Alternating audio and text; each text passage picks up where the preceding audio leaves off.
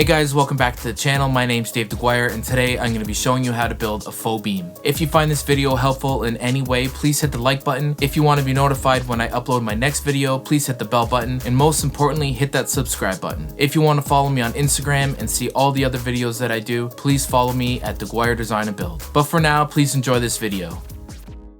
So I'm having a little bit of an issue cutting the 1x12x16 by myself on my table saw. It could be one of two things. One, dull blade. Two, it's just impossible to cut by yourself. I don't have another guy, and I'm gonna assume that it's a dull blade because I don't remember the last time I've actually changed it out. So one, we're in the middle of a pandemic. I can't just go buy a blade at the store right now. I'd have to order it online, wait for them to tell me that it's been verified and it's ready for pickup. Two, I'm 20 minutes away from any local store, so it's pretty much just a waste of my day, waste of time. So I pulled my track saw. I did a 4-foot run right there behind me. It honestly cut like butter. It works great. That's my best option, and that's what I'm gonna do. So here we go.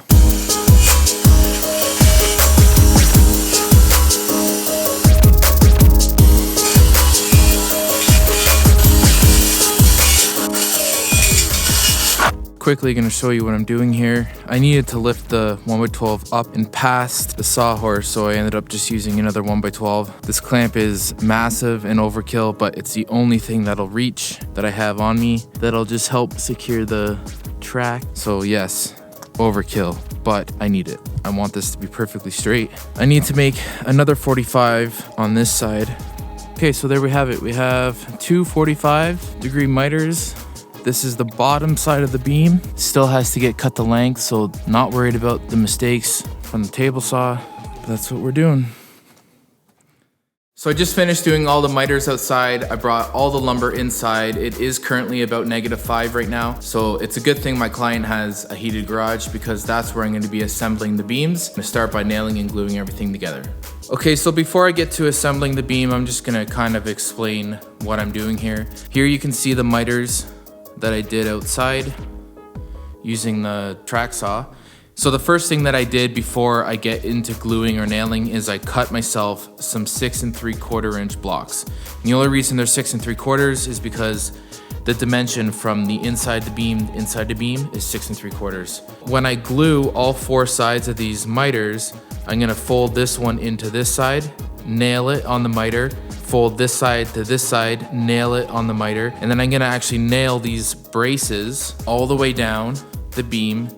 And then when that's done, I'll use these clamps to clamp the bottom side of the beam and leave that overnight to dry.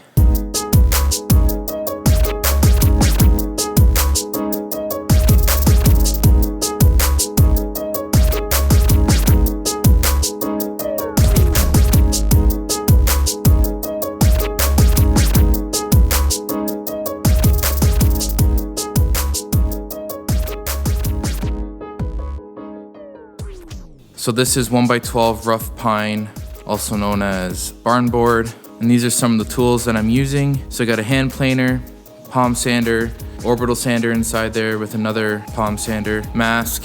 So I've cut all these blocks in the middle here at 6 3/4. I just have it all glued and nailed and set up just like that. So I have both of the beams assembled, and I'm getting ready to mark them up and make them look a little bit aged.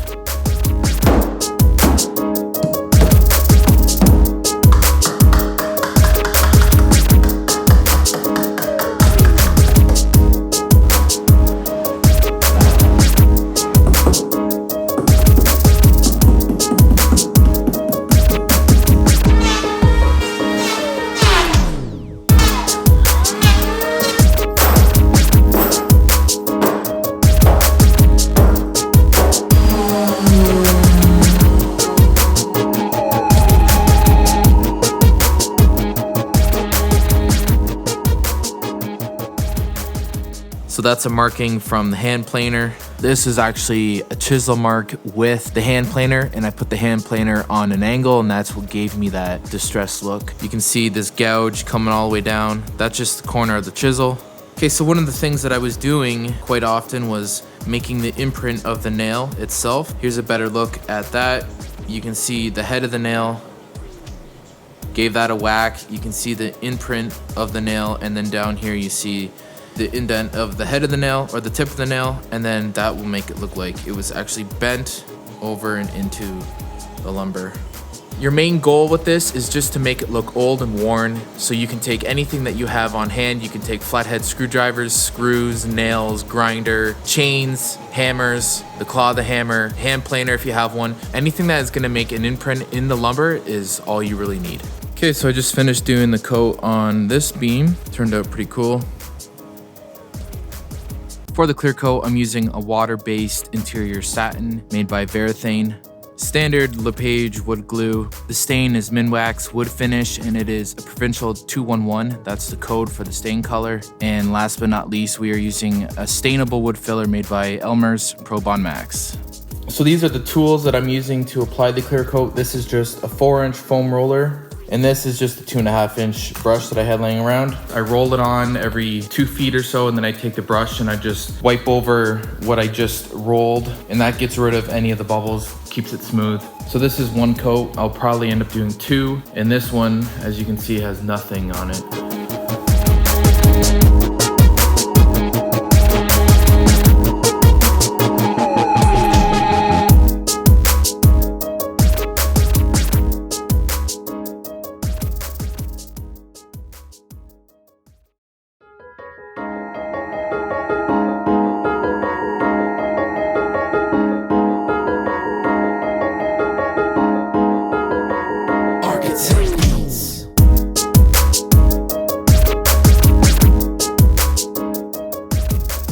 Hey guys, thanks for watching the video. If you have any questions about building a faux beam, please leave a comment down below and I'll do my best to reply to it. If you like what you see on this channel, please subscribe and have a great day.